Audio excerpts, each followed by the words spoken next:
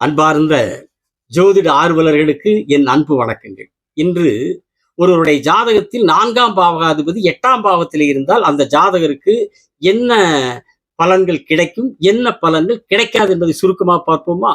லக்னம் 1, அடுத்து 2, அதுக்கடுத்து 3, அதுக்கடுத்து 4ஆம் பாவகம். இந்த 4ஆம் வீட்டினுடைய கிரகம் 5, 6, 7 விட்டுருங்க, 7 வரைக்கும் பார்த்துட்டு 8ஆம் பாவத்தில் இருந்தால் ஜாதகருக்கு என்ன கிடைக்கும், என்ன கிடைக்காது. முதல்ல அந்த 8ஆம் பாவகம் ஒரு மனிதனுக்கு என்ன தன்மைகளை, காரகத்துவங்களை, பலன்களை தருவதற்காக ஜோதிடத்தில் அமைக்கப்பட்டிருக்கிறது. இப்போ 12 பாவகம் இருக்குது. 1, 2, 3, 4, 5, 6, 7, 8, 9, 10, 11, 12 பாவகங்களுக்கும் ஒவ்வொரு அந்த மனிதனுக்கு அந்த ஜாதகருக்கு தரக்கூடிய தன்மைகள், காரகத்துவங்கள் அந்த ஒவ்வொரு பாவகத்துக்கும் அமைக்கப்பட்டிருக்கிறது. அதில் 8ஆம் பாவத்திற்கு என்ன படைக்கப்பட்டிருக்கிறது? ஆயில், வரதட்சணை, புதையல், உயிர் மூலம் வரும் சொத்துக்கள், ஆயில் காப்பீடு, விபத்து, தண்டனை, இழப்பு, ஏமாற்றம், ஏமாற்றுதல், அதிகப்படியான நஷ்டம், அதிக வட்டி கட்டுதல், மரணம் எவ்விதம் நடைபெறும் அறிதல், கண்டம், ஊனம், கஷ்டம், பொருளாதார இழப்பு, தொழில் கெடுதல், வியாபார இழப்பு, சொத்து இழப்பு, அவமானம், அசிங்கம், புறக்கணிப்பு, மனிதனுடைய வாழ்க்கையில என்னவெல்லாம் துன்பமோ அத்தனை நோய், நொடி, விபத்து பூரா அங்க 8க்குள்ள. அதுல உருப்படி என்ன இருக்குன்னா, ஆயிலு, புதையல், உயிர் மூல சொத்து. உயிர் மூல சொத்து ரேர், புதையல் இன்னைக்கு இல்லை. ஆயிலுக்கு மட்டும்தான் அந்த 8 மனுஷனுக்கு ஏதோ நல்லதை பண்ற மாதிரி இருக்குது தவிர, அந்த 8 நல்ல அமைப்பில் இருந்துச்சுன்னா ஆயில் நல்லா இருக்கு. மற்றபடி அந்த 8ஆம் இட தசை வந்துச்சுன்னு வைங்க, எதுக்குடா இந்த கரும்பை முடிச்ச ஆயிலுங்கிற அளவுக்கு ஆட்டி பட்டை தொலைச்சு போடாது. காசு கீசு பூரா பிடுங்கி, தொழில நசுக்கி, ஊரை விட்டு ஓடுற மாதிரில நிலம் குடும்பத்துல சண்டை, சச்சரவு, பிரச்சனை, அவமானம், கேவலம். இந்த ஆயில் ஸ்தானம் 8, அந்த ஆயில வேண்டான்னு வெறுக்கிற அளவுக்கு அந்த 8ஆம் இடத்தினுடைய தசை வரும்போது ஆட்டி படைச்சு. அது லக்னத்துக்கு நட்பாவே இருந்தாலும் சரி. நட்ப 5 யோகாதிபதி 8 வந்தாலும் யோகாதிபதி 5 8 பட்டை எடுத்து போடு, பின்னி பெடர் எடுத்து போடு. போது இருக்கிற சொத்தை பூரா புட்டிங்கி, சொகத்தை கெடுத்து அப்பேற்பட்ட இடத்துல போய் ஒரு மனுஷனுக்கு எது தரணும், வீடு, வாகனம், சொத்து, தாயுடைய அன்பு, அரவணைப்பு, உறவுகள், கல்வி, இதை பூரா கொடுக்கக்கூடிய அதிபதி போய் அந்த 8ல் அது முழுமையான மறைவஸ்தானத்தில் போய் உட்காந்துட்டா அந்த ஜாதகருக்கு இதெல்லாம் கிடைக்குமா? நீங்க இதை பார்க்கும்போது ஒவ்வொரு ஜோதிடத்துக்குள்ள ஒவ்வொரு பாவகத்தினுடைய தன்மைகளை பார்க்க ஆய்வு செய்ய அதிசயம், ஆச்சரியம், வியப்பு, வேதனை, ரகசியம், மர்மங்கள் புதைஞ்சு கிடக்கு அந்த ஜோதிடத்துக்கு. ஒரு கிரகத்துடைய தன்மைகளுக்குள்ள போனாலும் அதுவே என்னடா அப்படி இருக்குது, இப்படி இருக்குது. ஒரு பாவகத்தினுடைய தன்மைகள் என்னடா இப்படி ஒரு ஆச்சரியம், என்ன ஒரு படைப்பின் ரகசியம்னு. பொதுவாகவே இந்த உலகமே ஒரு ஒரு வியப்புக்குரிய உலகம்தான். ஒரு ரகசியம், ஒரு ஆச்சரியம், அதிசயம், அதிர்ச்சி எல்லாம் கலந்த அந்த மொத்த பூலோகமே. நீங்க ஒண்ணு வேண்டாம், மனித குலத்துக்கு பொதுவாக மனித உயிர் குலத்துக்கே, உயிர் இனங்களுக்கே காரணமா அடிப்படையே இருக்கிறது நீர், நிலம், காற்று, ஆகாயம், பூமி, 5 ஐம்பெரும் பூதங்கள், பஞ்சபூதங்கள். இதுல நீங்க பாருங்க, ஆகாயம் கண்ணுக்கு தெரியுதா? நிலம் கண்ணுக்கு தெரியுதா? நெருப்பு கண்ணுக்கு தெரியுதா? நீர் கண்ணுக்கு தெரியுது. இந்த 5 பூதங்கள்ல மனிதனுடைய மொத்த உயிரினத்திற்குடைய வாழ்விற்கான அடிப்படை ஆதாரங்களான ஆகாயம், நீர், நிலம், நெருப்பு எல்லாம் கண்ணுக்கு தெரியும். காத்து தெரியுதான்னு பாருங்க, தெரியாது. என்ன படைப்பினுடைய ரகசியம், என்ன ஆண்டவனுடைய ரகசியம் தெரியுது. ஆனா காத்து இல்லாத இருக்குதா நம்ம கிட்ட? நம்ம இருக்கிறதே ஒரு காத்துக்குள்ளதான். ஒரு பெரிய குழாய்க்குள்ள நம்ம உள்ள போட்டு அந்த கடைசியில இந்த கடைசியில மூடி போட்டாங்கன்னா எப்படி குழாய்க்குள்ள அப்படித்தான் இருக்கிறோம். தலைமையில காத்து இருக்குது, இங்க காத்து இருக்கு, இங்க காத்து, இங்க சுத்தி காற்றுக்குள்ளேதான் நாம் இருக்கிறோம். நாம் காற்று என்கிற ஒரு குழாய்க்குள்ளேதான் இருக்கிறோம். உடலுக்குள்ளேயும் காற்று இருக்காது. காயமே இது பொய்யடா, வெறும் காற்றடத்த பையடா என்று பாடுனாங்கல்ல. உடம்புக்குள்ளே ஒரு பொய் உள்ள காத்து. ஆனா இங்க மட்டுமா உயிர் காத்து நம்ம கண்ணுக்கு தெரியாது. நம்மளை சுத்தி இருக்குது பாருங்க, நம்ம காற்றுக்குள்ளதான் இருக்கிறோம். அழுத்திட்டு தலைமையில அழுத்துது, இப்படி அழுத்து, இப்படி அழுத்து. ஆனா நமக்கு தெரியறது இல்லை. காற்றினுடைய அழுத்தம் நமக்கு அது ஒரே சமநிலையில் அழுத்துறதுனால தெரியுது. பூமியே பாத்தீங்கன்னா 1,08,000 கிலோமீட்டர் வேகத்துல ஒரு மணி நேரத்துக்கு 1,08,000 கிலோமீட்டர் வேகத்துல சுத்துது. நம்மளுக்கு தெரியுதா? இந்த மாதிரி காத்துக்குள்ள காற்று நம்மை அழுத்தி கொண்டிருக்காது. ஆனா கண்ணுக்கு தெரியல. நெருப்பு தெரியுது, நீர் தெரியுது, ஆகாயம் தெரியுது, பூமி தெரியுது. காற்று மட்டும் தெரியவில்லை. ஏன்? அதுதான் படைப்பின் ரகசியம். காற்று கண்ணுக்கு தெரிந்தால் உயிரினம் எதுவும் வாழ முடியாது. எதுவுமே வாழ முடியாது. கண்ணு முன்னாடி காத்து மட்டும்தான் இருக்கு. காத்து தான் இருக்கு. இப்படி பார்த்தால் காத்து, இப்படி பார்த்தால் காத்து, இப்படி பார்த்தால் காத்து, எப்படி பார்த்தாலும் காத்து மட்டும்தான் கண்ணுக்கு தெரியும். வேற மரம், மட்டை, குடிசை, எதுவுமே நிலம், ரோடு, கீடு, மனுஷன் எந்த ஒரு வீரனா அந்த பக்கம் வீதியில் நாய் போகுதா, முன்னாடி போகுதா, எதுவுமே மயில் போனாலும் தெரியாது, மான் போனாலும் தெரியாது, புலிச்சிங்கம் போனாலும் தெரியாது, எதுவுமே தெரியாது. காற்று மட்டும்தான் கண்ணுக்கு முன்னாடி. எப்படி வாழ முடியும்? அங்கதான் இறைவனுடைய ரகசியம், படைப்பு ரகசியம். அதை காட்டுறான். எல்லாம் மற்ற 5 இதுல தத்துவங்கள்ல 4 காட்டுறான் கண்ணுக்கு. கண்ணு காட்டல. ஆனா காத்து இல்லாமல் வாழ முடியாது. காத்து கண்ணுக்கு தெரியாது. காத்து தெரிஞ்சா உயிரினம் வாழ முடியாது. இதுதான் இது என்ன? இது அதிசயங்கிறதா, ஆச்சரியங்கிறதா, ரகசியங்கிறதா, மர்மங்கிறதா? இதுக்கெல்லாம் இந்த கேள்விக்கெல்லாம் யாரிடத்திலேயும் இந்த உலகத்தில் விடையில்லை, கடவுளை தவிர. இல்லைங்களா? நீங்க அதே காத்து பாருங்க, அப்படியே அப்படி ஜிலு ஜிலு ஜிலு ஜிலு தென்றலாகவும் வரும்.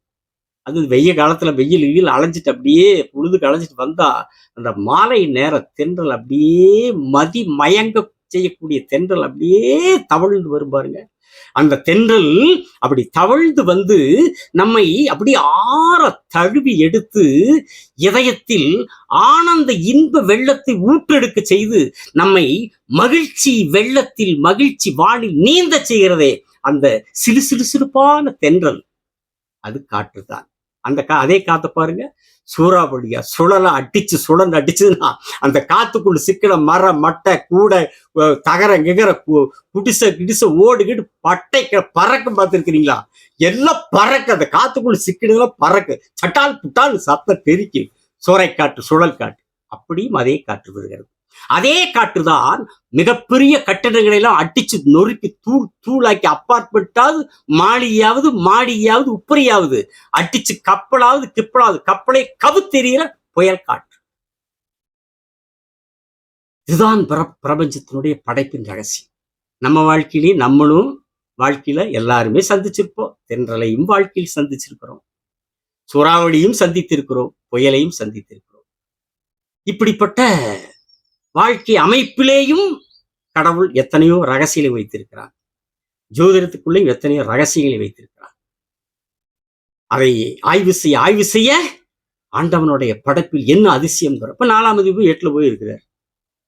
என்ன 4 மனிதனுக்கு தருவதற்காக என்ன அமைப்புக்காக 4ஆம் இடம் 4ஆம் அதிபதி படைக்கப்பட்டிருக்கிறது. அந்த மனுஷனுக்கு கல்வி கொடுக்கணும், வீடு, வாகனம், சொத்து, சுகம், தாய், உறவுகள், இதெல்லாம் கொடுக்கறது. இது எல்லாமே கேள்விக்குறியாகிவிடாது. போய் மறைஞ்சிருது. 8ல போய் மறைஞ்சிருது. அந்த அந்த அந்த ஜாதகருக்கு, சம்பந்தப்பட்ட ஜாதகருக்கு, 4வது 8ல இருக்கிற ஜாதகருக்கு 4க்கு உண்டான அந்த 4ஆம் அதிபதி தான் தர வேண்டிய பலன்களை தர முடியாமல் தவிக்கிறார். தர முடியாமல் 8ஆம் பாவம் தடுக்கிறது. தர முடிகிறது. கல்வி கேள்விக்குறியாயிருது. தடை ஏற்படுது கல்வியில. அம்மாவோட சங்கடம், உறவுகளோட சங்கடம், வீடு, வாகனம், பெரிய அது 8ல போய் 4 கொண்ட கிடைக்கிறதே கஷ்டம். அது மட்டும் இல்ல, ஏற்கனவே சொத்து இருந்தால் அதையும் சேர்ந்து போகக்கூடிய அந்த 8ல 4 உட்கார்ந்து அந்த தசை வரும்போது ஏற்கனவே சொத்தையும் சேர்ந்து பிடிக்கும். கெட்ட பழக்கத்தை கொடுக்கும். ஆனா ஒண்ணு பாருங்க, இதுக்கு அதான் அந்த சூட்சம் ஜோதிடத்துக்குள்ள போக போக இது கெடுதலா இருக்கா? அதே 8ல 4ஆம் அதிபதி உட்கார்றாரு. குரு போய் உட்காருவாரா? 8ல 4ஆம் அதிபதி குரு போய் உட்காருவாரா? 4ஆம் அதிபதி சுக்கிரன் போய் உட்காருவாரா? 4ஆம் அதிபதி புதன் போய் 8ல உட்காருவாரா? 4ஆம் அதிபதி வளர்வரி சந்திரன் 8ல உட்காருவாரா? அங்க ஆயுள் சிறப்பாரு. இதுதான் ஆச்சரியம், அதிசயம் ஜோதிடம்.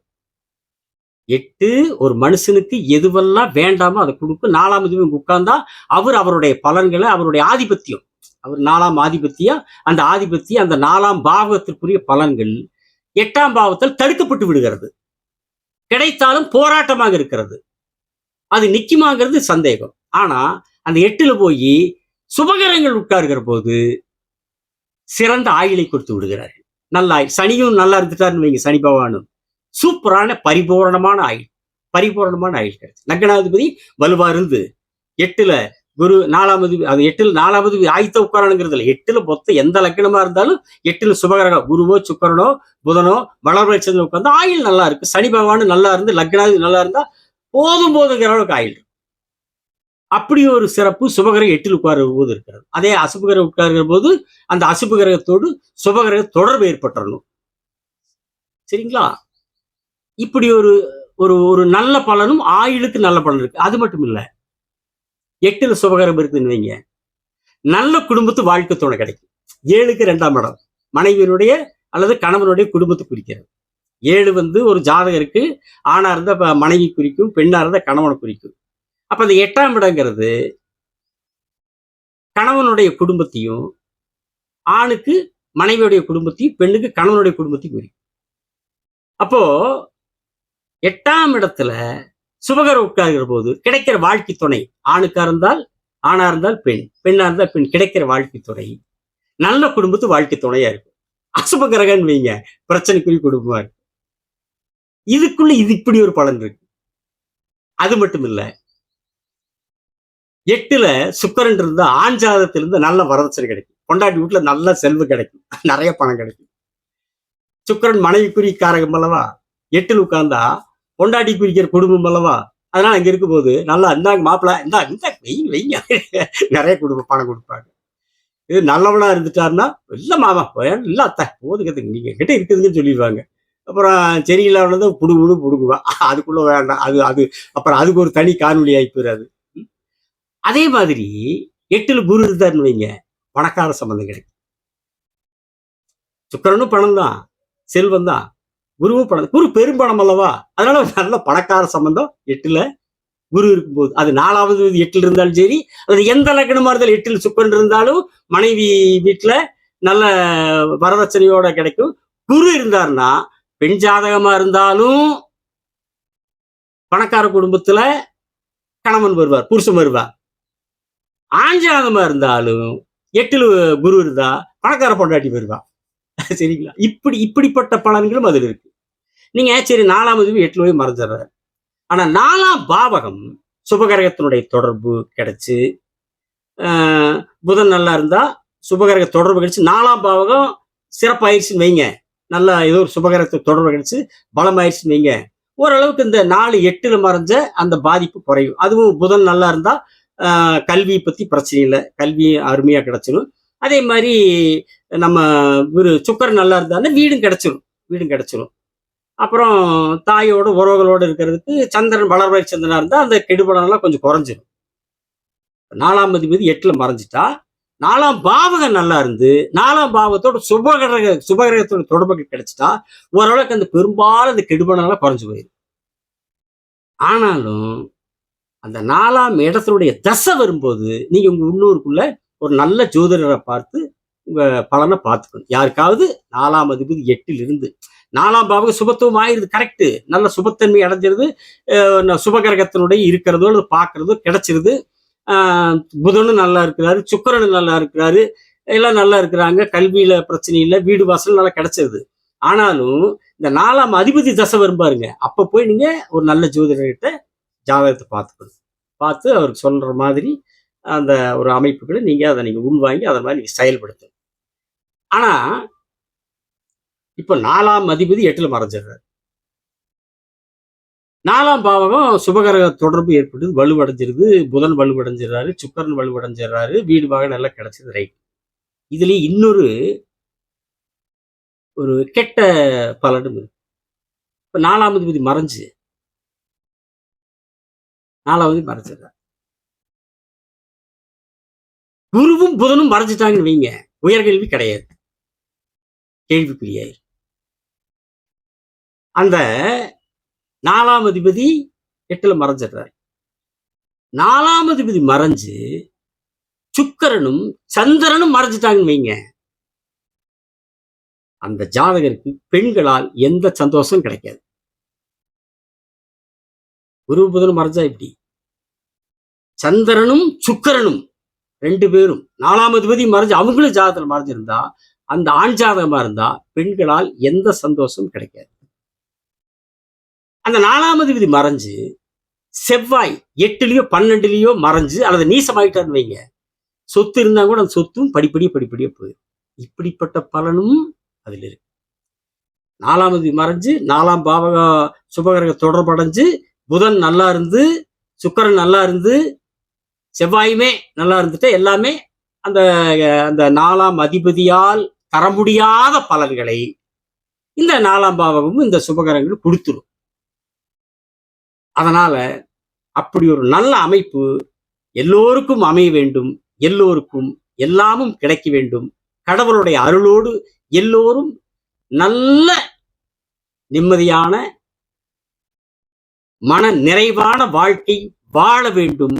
வாழக்கூடிய அந்த நல்ல அருளை கடவுள் எல்லோருக்கும் தர வேண்டும் என்று கடவுளை வணங்கி, கடவுளுடைய அடியை தழுவி, கடவுளை வேண்டி, அடுத்த காணொளியில் 4ஆம் அதிபதி 9ஆம் பாவத்தில் இருந்தால் ஜாதகருக்கு என்ன பலன் என்பதை குறித்து உங்களோடு பேசுகிறேன். சப்ஸ்கிரைப் செய்தவர்களுக்கு நன்றி, செய்யாதவர்கள் செய்யுங்கள், பெல் பட்டனை அழுத்துங்கள் என்று கேட்டு விடைபெறுகிறேன். வணக்கம், நன்றி.